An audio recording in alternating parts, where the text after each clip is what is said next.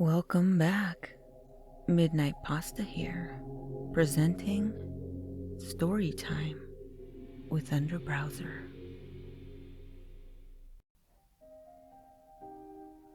Christmas is the best holiday. Yes, I know, it is a very bold statement. But come on. Everything you can dream of happens then. But one fateful day ruined this joyful holiday for me. I was around 13 when this happened. My name is Lily, and I lived in southern Michigan when this took place. It was Christmas night. The house was warm, fire was lit, and joy was everywhere. And to top it off, I was on my walkie with my best friend Avery. Yes, I know I'm old. This story took place some time ago in 1988.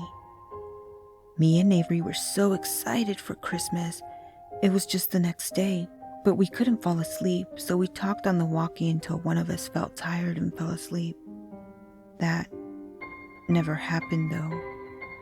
We got into a deep conversation about what the best thing about Christmas was, who would get the better presents, and when Santa would come. Avery loved Christmas, and she gave the best gifts. She was always so thoughtful and caring, which is why I spent my Christmas night with her. Around 30 minutes after the conversation, Avery suddenly stopped replying. I said, "Avery, where did you go? Are you thinking of something to come back in?" "Shh," she said, cutting me off mid-sentence. I stopped talking, and she said, "I think he's here." I whispered, "Who? Santa?" She responded with, "Yes." She told me she was going to creep downstairs to try to meet him and say hi, which, at the time, I felt was a great idea. I asked her when she met him if she could give him the walkie so I could talk to him as well. She giggled and said, "Of course." A few minutes go by. None of us are talking, but I can hear Avery walking around her house through the walkie. Then she finally spoke, saying, "I see him." I was so excited. I was about to get to talk to Santa Claus. Until Avery let out a gasp. I asked her what was wrong, and she told me that it wasn't Santa, and that it's a guy by their tree putting stuff under it. I told her to go wake up her parents. She said, "Are you crazy? They'd kill me if they knew I was up this late." So, despite my words and warnings, she went downstairs to try to talk with the figure.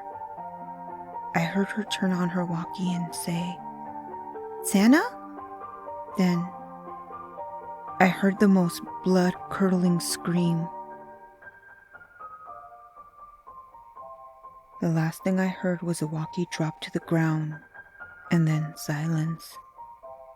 I tried talking to her through the walkie, but there was no response. I got up to go to my parents' room to tell them about the situation when I heard the static on the walkie begin. I started talking. "Avery, what happened? Are you okay?" In a frantic panic. What I heard will haunt me to this day. I heard a man, not her father, but a man with a scratchy and deep voice say, "Merry Christmas, Lily. Enjoy it." Then it went quiet. I went to my parents' room and woke them up and told them about the situation. While I was telling them, I heard sirens outside the house. My parents got on their coats and tried to call Avery's parents. No response. We decided to drive over to their house since that was the direction the police were going. Once we arrived, we saw armed officers approach the house with guns drawn and with an ambulance. I feared the worst, hoping my friend was okay and that she wouldn't be harmed.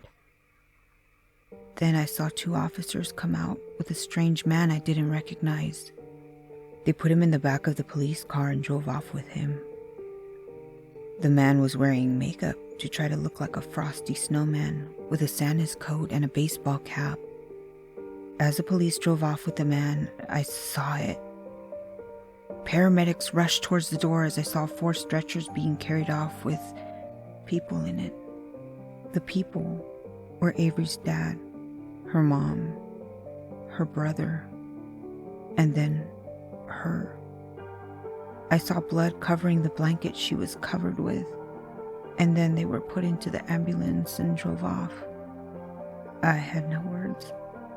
I thought I just saw my friend dead. My best friend for years. Dead, just like that. My parents took me to the hospital since they were really good friends with Avery's parents as well. We tried to see the family, but they allowed no visitors and told us we needed to leave. So without any other choice, that's what we did. About a week goes by with no word. I rarely got any sleep, and I was worried sick. Then, my mom and dad came into my room.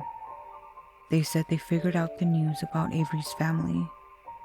My mom said they were attacked by some intruder, and they were hurt very badly. I asked if they are okay, if they are alive. Then she starts to cry. I started losing hope myself and crying before she even told me. Then she said, "They're all gone, Lily. I'm so sorry." I fell to the floor, crying, kicking, and screaming.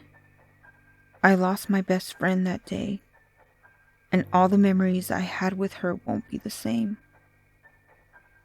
The man whose name was addressed in court, which I had to attend since I was on the walkie with Avery, his name was Henry, a tall and skinny man that looked like he was on drugs. He was found guilty and sentenced to life in jail. During the trial, I learned something so disgusting that I hadn't known before.